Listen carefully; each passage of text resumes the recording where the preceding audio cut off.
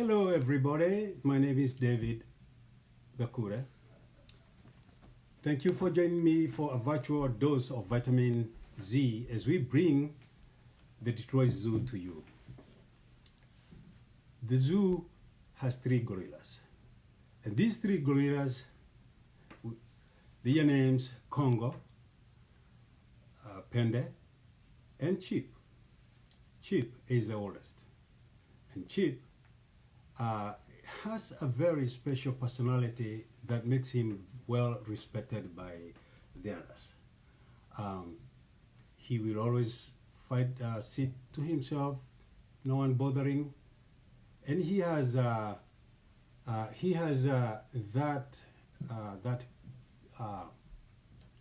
personality where the others are like, don't bother me, I am older than you. However, he is not. He does not rule the 3. He is actually the one that happens to be to kind of cool things down when they go out of hand. So here I have the pictures of this is Chip. So Chip, here he is. And Chip has been, whose name, the name itself means to sprout. Like like in the spring, we have when plants are coming back from a long winter, to sprout. Or when you plant something and then it comes back, it grows. The other one, the second oldest, is Pende. Now, Pende is a very unique one. I love Pende too, and all because for Pende, he is not a troublemaker. He keeps away from the other 2. However, Pende has that tendency of kind of like he's doing a research or try to figure out what people are talking or they're saying about him. So you'll see him really keenly looking, and because they don't show any emotions, as you can see, the eye, or the face does not show if he's happy or he's not happy. He's just there. But you can always see that he's thinking of something that we don't know what he is thinking. So he is the second oldest, but the least dominant. But then, the least dominant is the one who has a very ridiculous name, small head, Congo, which means small head. But then, look how massive that head is. That is not small little head. He is definitely quite a big guy. He is now 415 pounds. That's no mean weight. He's big, and hence with the others having lower weight, they are smaller, and so they better respect him. Otherwise, he kind of like comes to intimidate them in one way or the other. All the 3, they keep something we just learned the other day. While we have been practicing, we've been kind of having a very difficult time social distancing.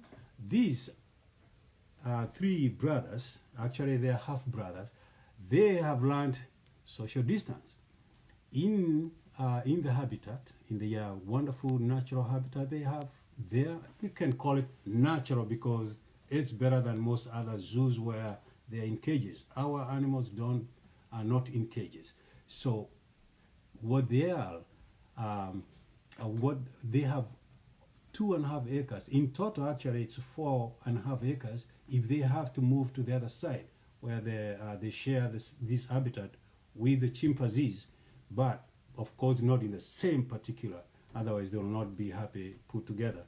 But we change them, or they are moved from this habitat to the other just to give them a little bit of something new to explore.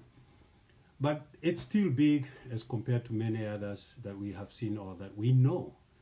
What we have is that the habitat that they occupy right now, you will notice it has no, actually it doesn't have any like a fence. In the fence that there is a moat, which keeps them to themselves and the humans of the visitors to themselves, and it is a little higher. It's on a little higher than us, than where the public is. The idea is for not for us to intimidate the animals. We want the animals to feel very comfortable and see us that we are not there to harass them. So for them, they look at us and they just carry on with the normal life. Early in the morning is when they are usually very active. They are always if you come early in the zoo, if you visit the zoo early in the morning, you will be able to see them as much. A little bit, many people would come at around 1 o'clock, 2 o'clock. Some of them say, where are the gorillas? I can't see the gorillas. Well, sometimes I don't blame them. I mean, they are hiding. They're not hiding. They're just keeping cool somewhere around the corner. But they will, as most of the animals, they be patient. My advice, most of the time when you come to the zoo, is to be patient. Just give a little bit of 2 or 3 minutes, or 4 minutes, or even a little longer. Just look around how things are, or why things are the way they are, and you'll be surprised. The animals will keep on moving here and there.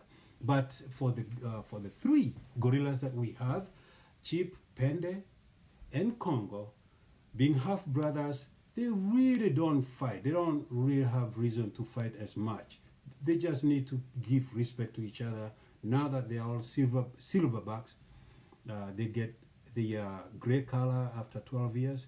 So thereafter, then each of them have that testosterone. They think they are able to, they are ready to have a family. Now, this is why a lot of people, there are so many people have come to the zoo. They have seen me. If you have been to the zoo, most of the people have seen me engaging many of our guests, giving them an insight of these wonderful creatures. They have their own personality. So for me, I would urge you, when you come to the zoo, look for this person there, and you will be able to see David walking around and engaging the guests in various habitats. But the gorilla habitat is one of those that I really love to go, or the primates area. Now, before I came here, I would say I spent a lot of time and many years, actually more than 20 years, as a tour guide and naturalist, and then I became the safari director for several companies. And I used to go, I loved safaris, of course. Nature is one, and me, we are one and the same. And I get this at the zoo quite well. However, when I was my first time to see the gorillas, when I went to see the gorillas, we flew all the way to the central part of Africa, and that is we flew into Uganda then, but the gorillas were right on the border of Rwanda, Congo, and Uganda, in the mountains that we call the Virungas, or the Virunga Mountains, in the national park that we call the Bwindi Impenetrable Forest. There was the first time I encountered a wild gorilla. Now that is different from what we see at the zoo. You got to know, if you come to the zoo and you see 3 gorillas, silverbacks, you count yourself very lucky, because out in the wild, it is just the male and his family. Unless there's another little male somewhere, but he will not be the dominant male. But to see 3 silverback gorillas, it is you are very lucky to come to the zoo and see that. In the wild, you don't. So here we are. We arrive at the edge of the forest where we were heading. We're going to follow a trail. and track them. And we come across the ranger who was to take us in. Maybe he had done his homework the night before, or maybe not. But as we entered, we looked at this forest, a dark forest right ahead of us. I could not imagine that we were actually going. I couldn't figure out where to start and where is the gorilla family. So we go right in. And so I asked the ranger, how do we know which direction to go in this huge land, thick forest? And he said, what you do, look at the newly picked branches of trees or leaves, or even look for nests that may have been done last night. And so we kept on going, and we were moving, and we kept on checking out here and there, eyes here. But one thing, we were to be on a line. We had to be on a line, not moving here and there. Otherwise, you get lost. So we, after a couple of 1 mile or 2 miles deep inside, and then we saw the crew. It was a nest. And then we knew now they must have been around here this morning. So we kept on walking, pushing these big branches here and there and there. And then the more we went, the more our hearts started beating. We knew they must be around here. And finally, it happened. We saw one of the leaves moving, one of the young trees moving, and we knew that could be part of the gorilla family right there. But then it was becoming slippery, and so what did we do? As I personally attempted to hang on to hold a stump of a tree to avoid sliding down and maybe bumping into a silverback gorilla, I decided, let me first of all hold on to this. Let me hold on to this gorilla, this dry old stump of a tree. And guess what? Who is right there looking at me? Is none other than a snake. He's right there. Well, he wasn't really ready to strike, but he was just sitting right there. I'm glad I saw him first before. He had seen me before, but then I think it was nice that I saw him before I held onto him. I don't know what would have happened, but then behind me, remember, the guests were following me. And I was following, and the ranger was on my side, about a couple of yards from me. So I told the guests, you know what, guys, let's move to the other side. Because I did not want to tell them what I had seen. I had seen a snake. In my tradition, a snake, you see a snake, you start trembling. We grew up that way. Now, after moving my guests to the other side, I did not tell them why, but I just told them, gave a reason. Oh, the gorillas could be moving to the other side, and so let's walk that side. And for sure, it happened that anything that touched me, a branch that passed by my neck or somewhere, it scared me. Anything, as they say, once bitten, twice shy. So anything that touched me, I was, oh, I hope it's not, because of the snake. But then, so that was behind my mind. Whenever I was walking around, I was, look before you step, look before you touch. And that was the movement. And then it happened. As soon as we moved a little further down, and there, as I moved this huge branch of the tree that was leaning horizontally, and right in front of me, looking at me face to face was the biggest looking, human looking creature I've ever seen. The mountain gorilla, right there, dark, silver, and he's just chewing. He's chewing his as he ate. He was pulling leaves. Remember, gorillas can eat as much as 50 pounds a day. So he was really big animal, and made me feel so small. Though I thought I was big. Those days I used to be big, much bigger than now. And I thought I was really big, ready to I could take down a gorilla. But no, silverback gorillas are 7 or 8 times stronger than human beings. So there's no way I could have won a fight with a silverback gorilla. So in this case, I decided to play it cool. However, my eyes and his eyes connected. And once they connected, tell you what, looking eyeball to eyeball, and I'm like, oh, you are so big. Oh my gosh, that's the biggest animal I've ever come across. Looks like a human being, face to face. And we are looking at each other. And he kind of started becoming restless in a way. And the next thing was the ranger asking me, hey David, are you looking at him? Don't look at him intensely that much.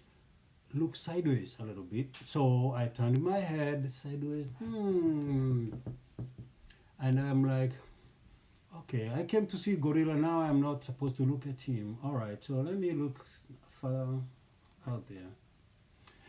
And then while I was looking at the other members of the family, then I decided, let me check if he's still looking at me. Oh, he's looking at me, and I had to move away.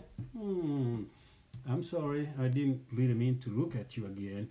But then 3 times was enough for me to move away, and all this time he's just pulling his leaves and eating and looking at me. And finally, we left the scene.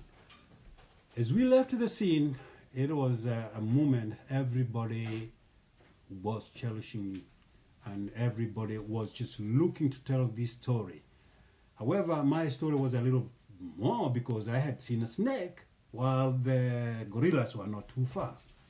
But we came to the edge of the forest, and there was the loudest sound I had.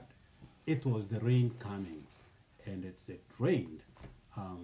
It poured, and it poured a lot of water. That was like someone pouring buckets of water on you. It is the rain. That's why I learned it's rain forest. A lot of water, a lot of rain. Now, one of the things while I was there, I also witnessed is the destruction of the habitat. Even though, they are being pushed further and further away. And one of the things I noticed that there was a lot of logging, a lot of island. There was a lot of hunting. They were being hunted down. But the worst thing were these companies that are coming in and in search of the minerals, the cobalt and other kind of minerals that make our cell phones.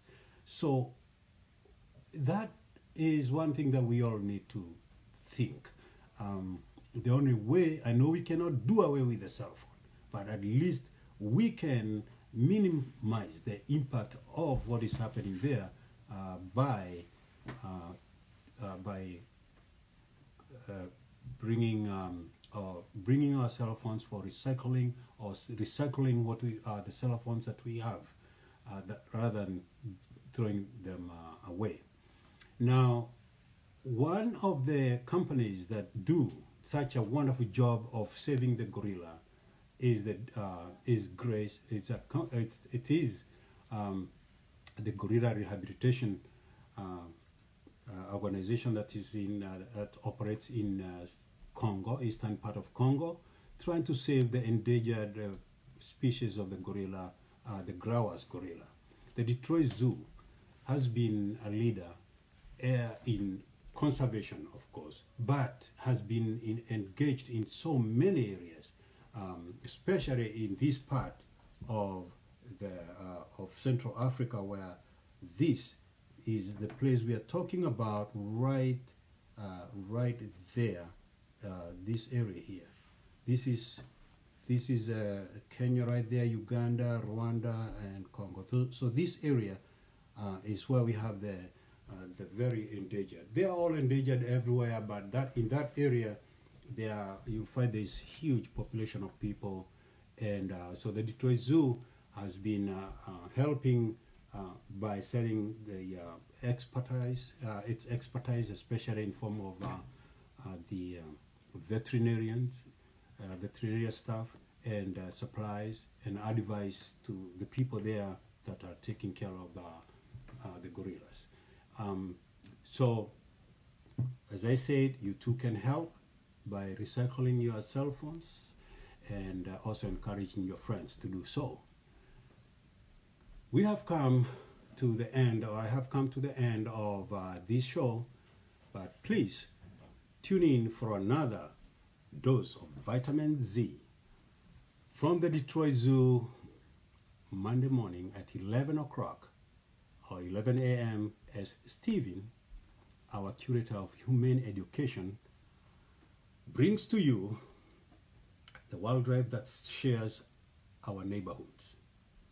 Thank you very much for watching, and I've always said, kwaheri, goodbye.